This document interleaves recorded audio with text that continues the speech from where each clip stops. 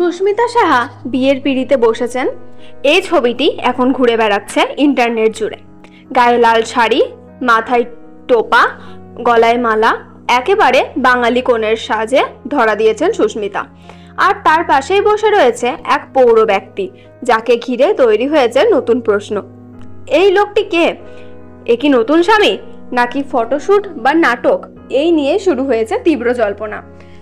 সাম্প্রতিক সময়ে পলাশ সাহার মৃত্যুর পর সুস্মিতাকে নিয়ে একের পর এক খবর সামনে আসছে। কখনো তার সম্পর্কে, কখনো ব্যাংক অ্যাকাউন্ট নিয়ে, আবার কখনো তার ব্যক্তিগত জীবনে নানা বাঁক ঘিরে।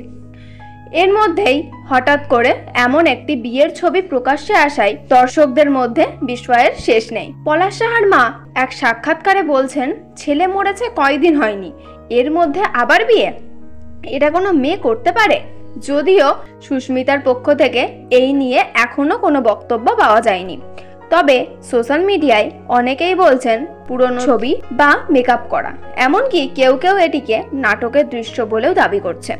তবে ছবির আশেপাশের পরিবেশ এবং সুস্মিতার সাজগোজ দেখে অনেকেই বলছেন এটা নিছক নাটক নয়, এটা সত্যি একটা গোপন বিয়ের ইঙ্গিত হতে পারে।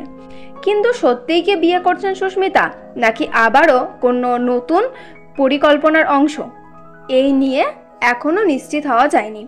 আপনার মতে এটা কি সত্যিকারের বিয়ে, নাকি একটি সাধারণ দৃশ্য মাত্র? আপনার কি মনে হয় কমেন্টে জানাতে ভুলবেন না। ধন্যবাদ।